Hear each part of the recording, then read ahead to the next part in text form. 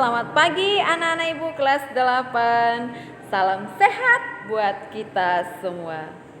Hari ini kembali lagi bersama saya Ibu Rismawati Malau SPD, tentunya masih dalam pembelajaran bahasa Indonesia. Apa kabar anak-anak ibu semuanya? Ya, ibu berharap kalian semua dalam keadaan baik, sehat, dan tentunya masih punya semangat yang luar biasa untuk mengikuti pembelajaran kita hari ini.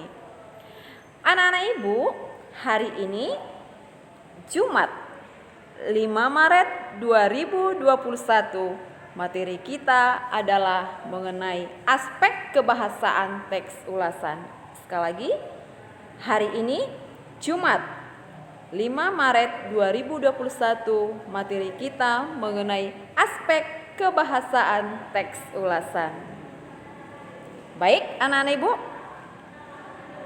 adapun KD kita pada pagi hari ini adalah KD 312, yaitu menelaah struktur dan kebahasaan teks ulasan, baik itu film, cerpen, puisi, novel, karya seni daerah yang dibaca dan didengar. Lalu, apa ya Bu tujuan pembelajaran kita hari ini? Ayo anak-anak ibu, ini dia tujuan pembelajaran kita. Sesudah pembelajaran ini nanti, anak-anak ibu diharapkan mampu memahami aspek kebahasaan teks ulasan. Sekali lagi, sesudah pembelajaran ini nanti, anak-anak ibu diharapkan mampu memahami aspek kebahasaan teks ulasan. Baik. Sebelum kita melanjutkan lebih dalam lagi, apa itu aspek kebahasaan teks ulasan? Kita wajib mengucap syukur kepada Sang Pencipta agar semua pekerjaan kita, agar semua rencana kita, semua kegiatan kita selalu diberkati. Namun, sebelum kita berdoa, kita angkat satu pujian untuk memuliakan nama Tuhan. Anak-anak ibu bisa mengikutinya dari rumah. Baik, kita angkat satu pujian untuk memuliakan nama Tuhan kita.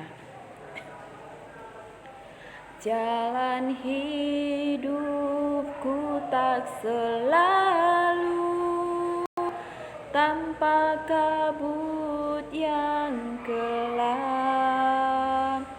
namun kasih-Mu nyata padaku pada waktu-Mu yang tepat,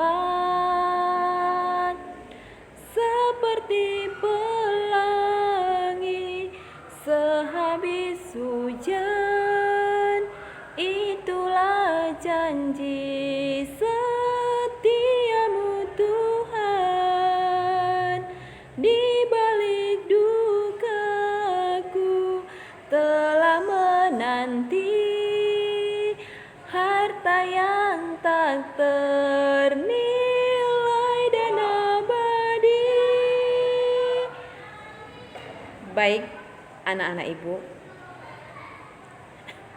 di balik duka kita saat ini yang masih diterpa pandemi COVID-19, Tuhan sudah menyiapkan rencana yang indah, rancangan yang baik untuk kita. Semoga COVID ini segera berlalu sehingga pembelajaran tatap muka secara langsung di sekolah bisa kita laksanakan.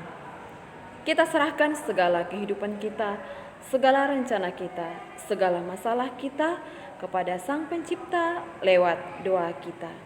Maka saat ini anak-anak ibu, ambil sikap yang tenang, ambil sikap yang hening, ambil sikap yang layak untuk berdoa. Kita tandai diri kita dengan tanda kemenangan Kristus, dalam nama Bapa dan Putra dan Roh Kudus. Amin. Tuhan Yesus, sumber segala kasih, syukur dan terima kasih kami haturkan kepadamu Bapa yang baik, buat segala penyertaan kasih-Mu kepada kami pribadi. Mulai kami bangun pagi, kami melakukan aktivitas kami, hingga saat ini Tuhan, kami akan melanjutkan pembelajaran daring kami. Engkau masih tetap memberkati kami. Sebentar Tuhan Yesus, kami akan melanjutkan kegiatan kami ini. Kiranya Engkau memberkati kami. Berkati anak didik kami yang mengikuti pembelajaran dari rumah ya Tuhan.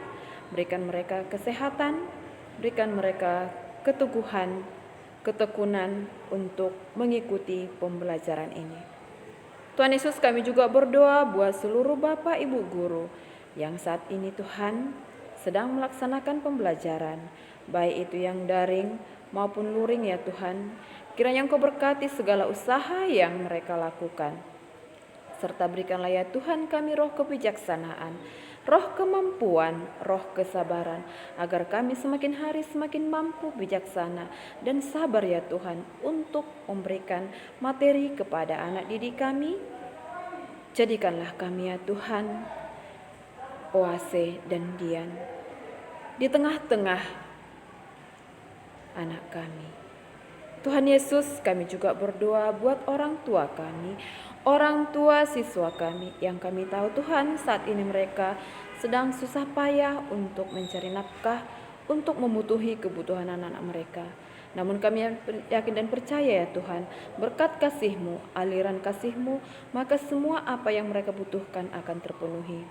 Tuhan Yesus, tak henti-hentinya juga kami berdoa buat para bapak dan ibu pengurus yayasan kami. Kiranya Engkau berkati mereka ya Tuhan, Engkau berikan kesehatan ya Tuhan, agar mereka juga semakin mampu untuk selalu mempertahankan yayasan kami ini. Bagaimana yayasan kami ini Tuhan tetap eksis dan dipercayai oleh masyarakat, terutama orang tua siswa kami. Tuhan Yesus, kami juga tetap memohon belas kasih-Mu buat pandemi yang saat ini masih kami rasakan. Kiranya Engkau selamatkan kami ya Tuhan dari pandemi ini, dan semoga pandemi ini cepat berlalu sehingga pembelajaran tatap muka secara langsung di sekolah dapat kami laksanakan. Kami sudah merindukan anak-anak didik kami ya Tuhan. Kami sudah merindukan canda tawa mereka ya Tuhan Yesus. Segala kehidupan kami serahkan ke dalam tangan pengasihan-Mu. Engkaulah yang berkuasa atas diri kami masing-masing. Terima kasih ya Bapa, terima kasih Tuhan Yesus. Doa ini kami sampaikan kepadamu melalui perantaraan Putra-Mu yang kudus, Yesus Kristus, Juru Selamat kami. Sama-sama kita doa. Salam Maria, salam Maria penuh rahmat, Tuhan sertamu. Terpujilah engkau di antara wanita, dan terpujilah buah tubuhmu Yesus. Santa Maria Bunda Allah, doakanlah kami yang berdosa ini, sekarang dan waktu kami mati. Santo Yohanes Don Bosco, doakanlah kami. Amin. Dalam nama Bapa dan Putra dan Roh Kudus. Amin. Baik, anak-anak Ibu, kita sudah mengangkat satu pujian, kita sudah berdoa, maka Ibu yakin pikiran kita sudah lebih rileks, sudah lebih tenang, dan tentunya sudah lebih semangat untuk mengikuti pembelajaran kita hari ini. Baik, kita perhatikan apa saja yang termasuk ke dalam aspek kebahasaan teks ulasan. Satu persatu kita lihat. Ini dia. Yang pertama itu ada istilah. Istilah adalah kata atau gabungan kata yang dengan cermat mengungkapkan makna konsep, proses, keadaan atau sifat yang khas dalam bidang tertentu. Nah, istilah. Jadi dalam teks ulasan itu kita menemukan istilah. Ada istilah umum, ada istilah khusus. Nah, istilah umum artinya istilah yang umum kita gunakan. Ya. Kata istilah ini sebenarnya tidak asing lagi bagi kita. Ya. Kita sering menggunakan istilah-istilah dalam percakapan kita sehari-hari, ya. Nah, dalam hal ini, dalam teks ulasan ini istilah itu ada istilah umum dan juga ada istilah khusus. Nah, kalau dikatakan istilah umum, yaitu istilah yang umum kita gunakan, artinya dapat dijangkau oleh masyarakat banyak, dapat diketahui ya, halayak ramai seperti itu. Nah, sedangkan istilah khusus yaitu pemakaiannya hanya diketahui oleh orang-orang yang berkecimpung di bidang tertentu. Misalnya di bidang kesehatan ada istilah-istilah khusus. Makanya anak-anak ibu bisa itu memperhatikan ketika kita menebus resep dari dokter, lalu kita pergi ke apotek ya. Nah, kita tidak bisa membaca yang diresepkan oleh dokter tersebut. Tetapi ketika kita menyampaikannya ke petugas yang ada di apotek tersebut, mereka mengetahui ya. Karena apa? Itulah istilah-istilah yang digunakan dalam dunia kesehatan. Ya. Atau misalnya kita berobat ke dokter spesialis ya. Lalu nanti dia di situ hasil, misalnya kita kan USG lah, misalnya ada penyakit dalam tubuh kita USG, kita tidak bisa membaca, tetapi ketika kita bertemu dengan dokter yang lain ya, kita tunjukkan ini saya sudah dari dokter A ya, inilah hasilnya, dia bisa membaca seperti itu. Ada istilah-istilah khusus yang mereka gunakan di sana ya. Nah, sementara kalau istilah-istilah umum ini artinya bisa dijangkau, bisa dipahami oleh seluruh lapisan masyarakat. Seperti itu dia, Nak. Jadi dalam teks ulasan itu ada istilah umum dan ada istilah khusus. Tadi sudah Ibu katakan kalau istilah umum ini artinya dipahami oleh seluruh lapisan masyarakat. Kata itu sudah umum kita dengarkan, sudah umum kita gunakan seperti itu. Nah, sementara kalau istilah khusus ini digunakan untuk bidang tertentu. Jadi yang memahami adalah orang-orang yang berkecimpung di bidang tersebut. Ya, misalnya di bidang olahraga pasti ada istilah-istilah khusus ya yang digunakan di sana, dan yang mengetahui itu adalah orang-orang yang berkecimpung di dunia olahraga seperti itu. Di bidang seni ada istilah-istilah khusus ya. Orang yang memahami itu adalah orang yang berkecimpung di bidang seni. Itulah namanya khusus ya. Baik, itu yang pertama, ada istilah. Yang kedua ada sinonim dan antonim. Sinonim dan antonim ini tidak asing lagi bagi kamu. Mungkin ketika kamu di pendidikan sekolah dasar juga sinonim dan antonim sudah disinggung. Dan juga ketika kamu kelas 7 ini sudah dipelajari mengenai sinonim dan antonim. Di mana sinonim itu adalah memiliki bentuk yang berbeda tetapi memiliki arti yang sama. Sementara antonim itu adalah yang berlawanan ya. Sinonim persamaan kata, antonim lawan kata. Itu yang sering disebutkan dulu kan?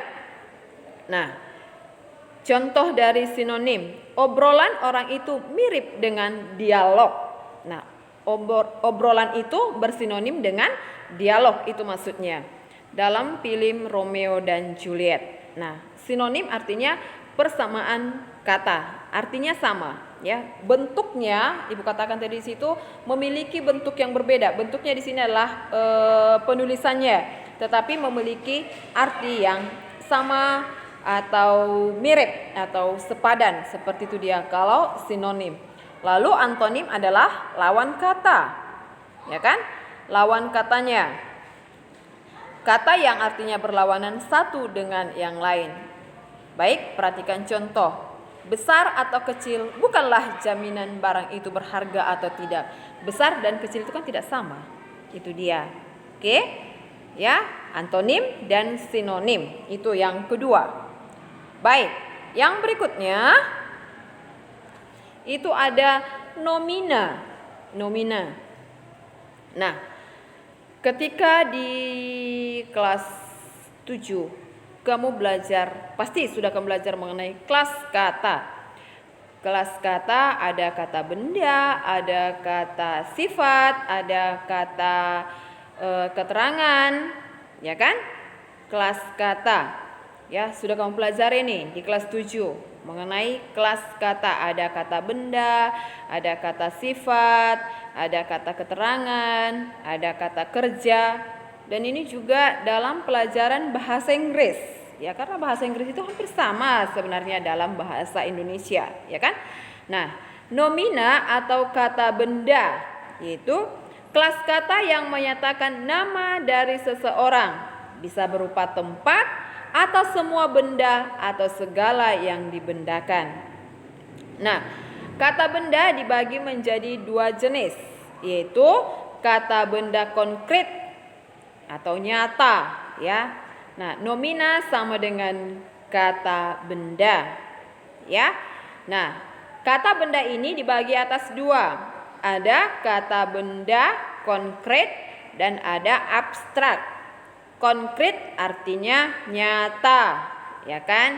Misalnya meja, buku, bola, kursi, sapu, jam, papan tulis, ya, kemoceng, itu semua termasuk ke dalam kata benda konkret atau nyata. Artinya bisa langsung kita lihat bendanya, seperti itu dia, nyata. Meja, langsung bisa kita melihat bentuknya, ada wujudnya, seperti itu. Kalau konkret nyata, itu dia, ya.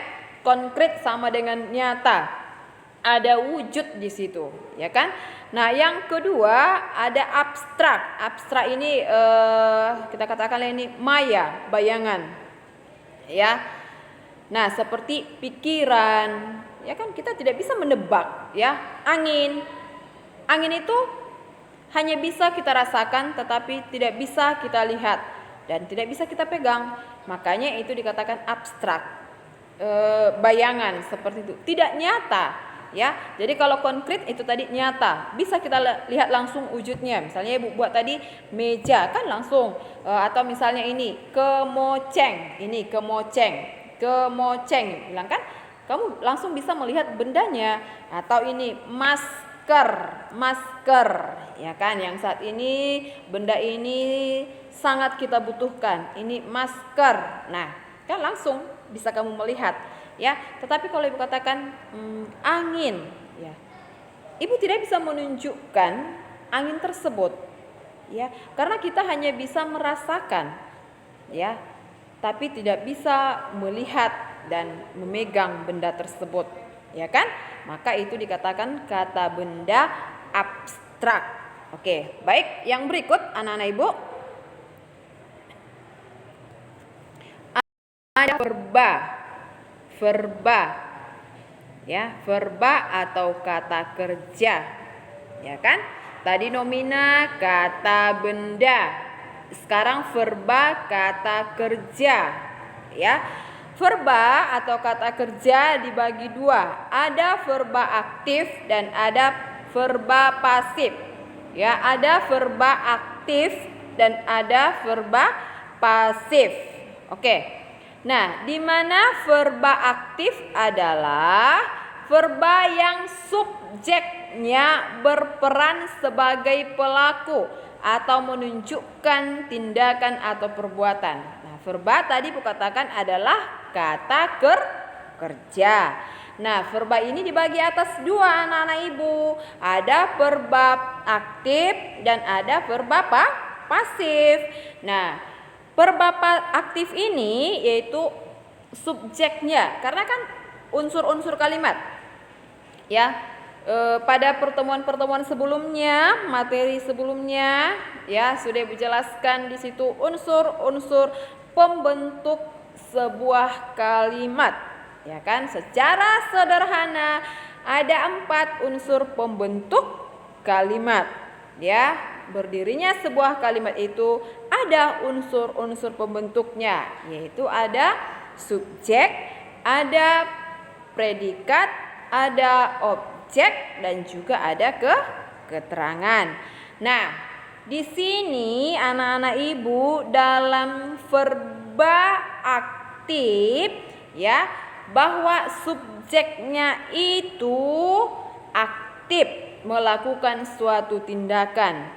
Tadi kan Ibu katakan bahwa verba adalah kata kerja. Berarti kan namanya kata kerja, melakukan suatu tindakan, kegiatan. Seperti itu anak-anak Ibu, ya. Nah, jadi verba ini dibagi atas dua, yaitu ada verba aktif dan juga ada verba pasif. namanya aktif, bergerak seperti itu ya kan. Jadilah anak yang aktif, jangan anak yang pasif, yang diam ya kan. Oke, baik. Nah, jadi di sini dalam hal ini anak-anak ibu, dalam verba aktif ini subjeknya di situ berperan sebagai pelaku atau menunjukkan tindakan atau perbuatan. Nah, anak-anak ibu, kita lihat contohnya. Putra memelihara ikan gurami. Putra memelihara ikan gurami. Putra adalah sebagai subjek, memelihara adalah sebagai predikat, dan ikan gurami adalah sebagai objek. Nah, kita mau membuktikan apakah memang verba aktif itu subjeknya berperan melakukan atau menunjukkan suatu tindakan atau perbuatan. Yuk sama-sama kita melihat anak-anak ibu dari contohnya. Tadi ibu buat putra memelihara ikan gurami. Putra adalah sebagai subjek, memelihara adalah sebagai predikat, dan ikan gurami adalah sebagai objek.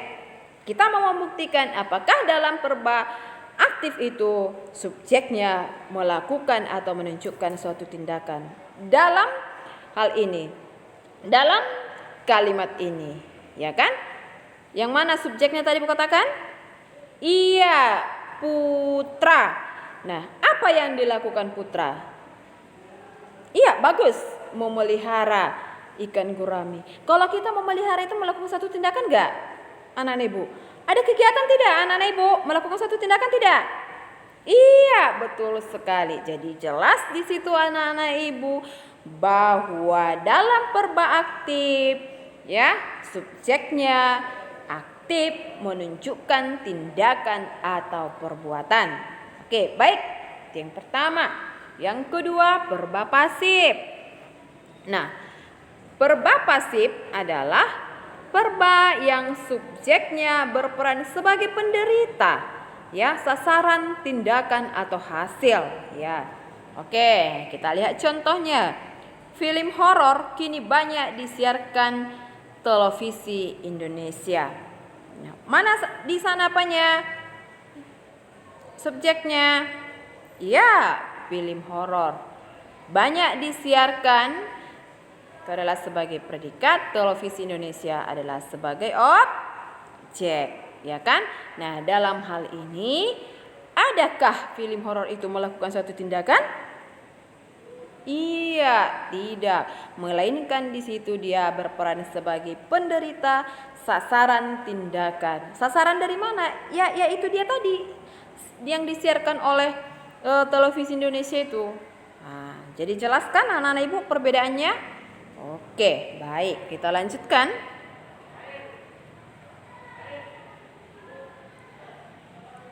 Yang berikut itu ada pronomina. Pronomina ya anak-anak ibu, bukan promina. Kalau promina yang biasa dibelikan untuk anak bayi, ya kan? Ini pronomina. Tadi ada nomina, ada verba, sekarang ada pronomina, yaitu jenis kata yang menggantikan nomina atau frasa nomina. Ya.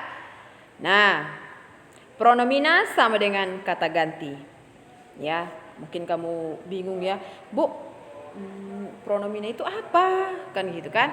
Tadi nomina itu kata benda, verba itu kata kerja. Lalu pronomina apa, Bu? Pronomina sama dengan kata ganti. Kata ganti. Ya, kata ganti. Ya, menggantikan seperti itu. Kata ganti. Kata ganti ini dibagi ke dalam beberapa jenis. Yang pertama di situ anak-anak ibu bisa kita perhatikan ada kata ganti orang. Ya. Nah, kata ganti orang ini nanti ada kata ganti orang pertama, ada kata ganti orang kedua, dan ada kata ganti orang ketiga. Ya. Nah, baik. Kata ganti orang misalnya saudara, bapak, kalau ibu, misalnya kan Ibu yang mengajar bahasa Indonesia di kelas 8 hari ini tidak bisa masuk. Ibu di situ menggantikan siapa? Iya, nama saya. Harusnya di situ Rismawati Malau. Nah, kan begitu. Tapi kata ibu di situ menggantikan Rismawati Malau. Seperti itu dia. Nah, yang kedua itu ada kata ganti pemilik. Misalnya ko, itu punya ko. Ya kan? Mo, nya, itu termasuk ke dalam kata ganti pemilik. Nah, yang berikutnya ada kata ganti penunjuk. Ya, ada nanti kata ganti penunjuk waktu, penunjuk ihwal, ya. Nah, contohnya ini, itu. Yang keempat itu ada kata ganti penghubung, ya kan, atau konjungsi, misalnya yang, sedangkan, dan lain sebagainya. Yang berikut itu ada kata ganti tak tentu. Misalnya siapa, barang siapa, sesuatu, masing-masing itu disebut sebagai kata ganti tak tentu. Baik anak-anak ibu, khusus mengenai pronomina akan secara mendalam lagi nanti kita bahas pada pertemuan berikutnya. Karena sana nanti akan ibu jelaskan kata ganti orang. Itu tadi ibu katakan, ibu singgung tadi situ ada 3. Ada kata ganti orang pertama yang seperti apa itu, ada kata ganti orang kedua, dan juga ada kata ganti orang ketiga. Lalu kata ganti penunjuk tadi ada penunjuk waktu, penunjuk ihwal. Nanti secara khusus kita membahas mengenai pronomina. Baik, yang berikutnya ada konjungsi. Konjungsi sama dengan kata penghubung. Ya, yang berfungsi untuk menghubungkan dua klausa, kalimat atau paragraf. Ya, jelas di dalam sebuah teks ulasan itu pasti ada penghubungnya. Ya, baik itu yang menghubungkan antara klausa satu dengan klausa yang lain, antara kalimat yang satu dengan kalimat yang lain, bahkan antara paragraf yang satu dengan paragraf yang lain. Harus digunakan konjungsi ataupun kata penghubung. Ya, baik. Yang berikutnya ada preposisi atau kata depan. Ada preposisi atau kata depan. Preposisi atau kata depan merupakan kata tugas yang berfungsi sebagai unsur pembentuk frasa atau preposisional. Nah, contohnya ada kata depan di, ke, dari. Nah, yang menjadi masalah selalu buat anak-anak ibu, kita sering tidak bisa membedakan apakah di dalam kalimat itu berfungsi sebagai preposisi atau kata depan ataupun sebagai imbuhan. Ya. Misalnya di. Apakah di dalam kalimat itu kata di itu berfungsi sebagai preposisi ataupun sebagai imbuhan? Ini yang sering kita kacaukan. Ya, penggunaan ya, misalnya di ya, antara preposisi dengan imbuhan sering kita kacaukan penggunaannya. Dan sering ini ibu temukan ketika memeriksa atau mengoreksi tugas anak-anak ibu. Nah, ketika ini pertemuan tatap muka, ya, di buku tugasmu itu selalu ibu lingkari. Ya, ibu lingkari tanda merah, lalu ibu buat garisnya ke samping, ibu buat di situ apakah itu sebagai kata depan ataupun sebagai imbuhan ketika kamu menuliskannya atau menggunakannya di dalam kalimat terjadi kesalahan. Contoh, di, misalnya dipertanggungjawabkan. Dipertanggungjawabkan. Bentuk dasarnya adalah tanggung jawab. Ya kan? Dipertanggungjawabkan. Sering ibu perhatikan anak-anak ibu antara di dengan kata pertanggungjawabkan itu dipisah. Nah, padahal itu harus dirangkaikan atau istilahnya itu disatukan. Karena apa? Di situ berfungsi sebagai imbuhan, bukan sebagai kata depan. Nah, tetapi sebaliknya, misalnya di bawah ini. Nah, kata di disatukan dengan bawah ini. Padahal di situ di bukan sebagai imbuhan, melainkan sebagai kata depan. Jadi kalau dia berfungsi sebagai kata depan, maka kata itu harus kamu pisah dengan kata atau kalimat yang diikutinya. Jadi di bawah ini itu harus kamu pisah, karena di situ berfungsi sebagai kata depan, bukan sebagai imbuhan. Berbeda tadi dengan kata dipertanggungjawabkan. Nah, kata di dengan pertanggungjawabkan harus ditulis serangkai, karena di situ bukan sebagai kata depan atau preposisi, melainkan sebagai imbuhan. Nah, sementara kata di bawah ini di harus dipisah dengan kata yang diikutinya, yaitu bawah ini. Karena apa? Di situ adalah sebagai preposisi ataupun kata depan, bukan sebagai imbuhan. Baik, paham anak-anak ibu? Ya, semoga kamu memahaminya.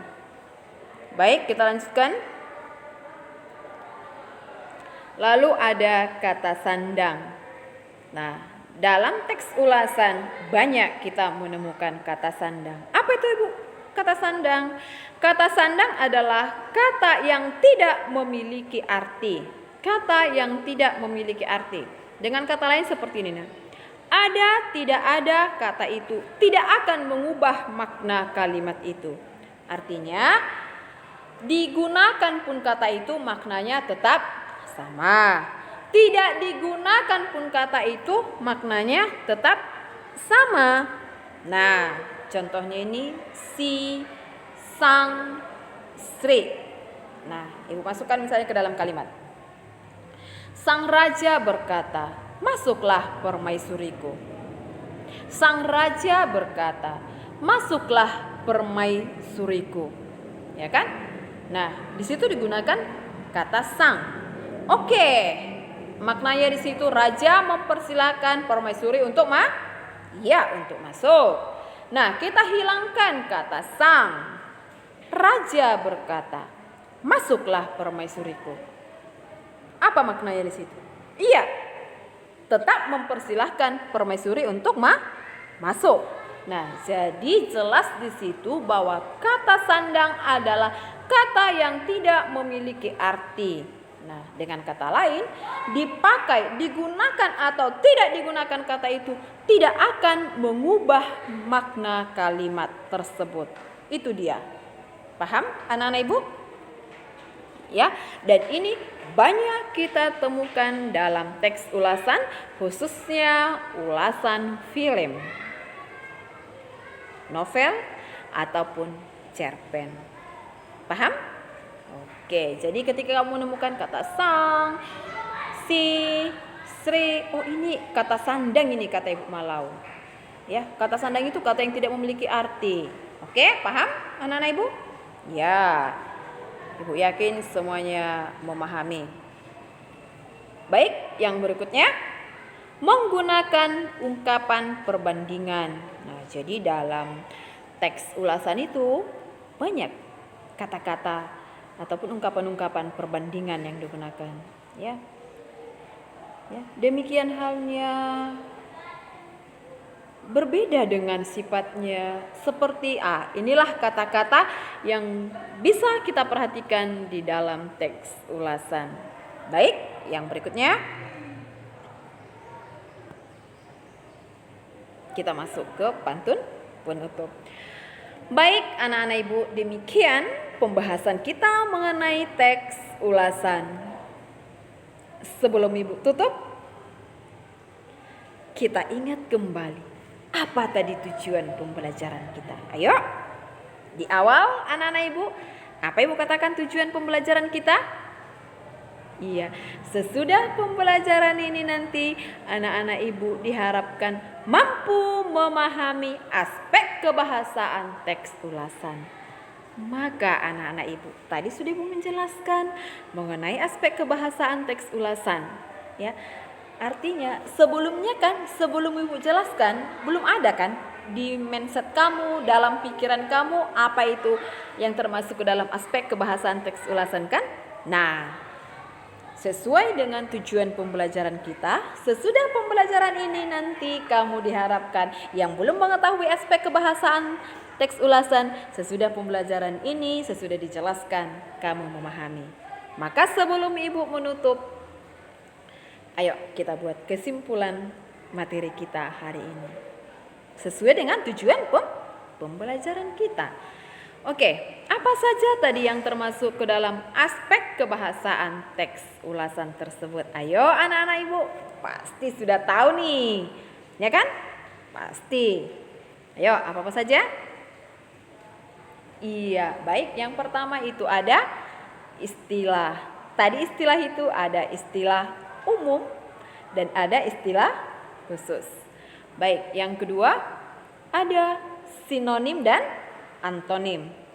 Yang berikutnya ada kata nomina atau kata benda. Yang berikut ada verba atau kata kerja. Lalu ada pronomina atau kata ganti. Lalu ada apa lagi nak? Iya, bagus. Ada kata sandang, ya kan? Lalu ada apa lagi nak tadi itu? Sebelum kata sandang itu apa? Ayo, siapa anak-anak ibu yang mengingat?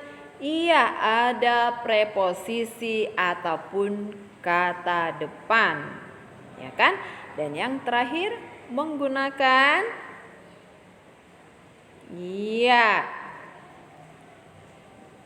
hubungan perbandingan dan ada konjungsi. Itulah yang termasuk ke dalam aspek kebahasaan dari teks ulasan. Baik itu ulasan film, cerpen, novel, dan juga buku. Baik, demikian pembelajaran kita pada pagi hari ini. Sebelum ibu mengakhirinya, ibu akan menutupnya dengan memberikan pantun kepada anak-anak ibu. Cahaya pagi terasa hangat. Sarapan pagi makan ketupat. Belajar daring harus tetap semangat. Semoga banyak ilmu yang kamu dapat. Ada anak kecil bermain batu. Batu dilempar masuk ke sumur. Belajar itu tak kenal waktu, juga tidak memandang umur. Demikian pembelajaran kita hari ini. Tetap jaga kesehatan, tetap patuhi protokol kesehatan, lakukan 3S. Ibu selalu mengajak kamu untuk mematuhi protokol kesehatan dan lakukan 3S. Selalu menjaga jarak, selalu menggunakan masker, selalu mencuci tangan dengan sabun setelah beraktivitas. Semoga kita semua tetap sehat, selamat dari pandemi ini, dan semoga pandemi ini cepat berlalu sehingga pembelajaran tatap muka secara langsung di sekolah dapat kita laksanakan. Sekian pembelajaran kita hari ini. Semoga apa yang Ibu sampaikan bermanfaat bagi anak-anak Ibu. Terima kasih, salam sehat buat kita semua.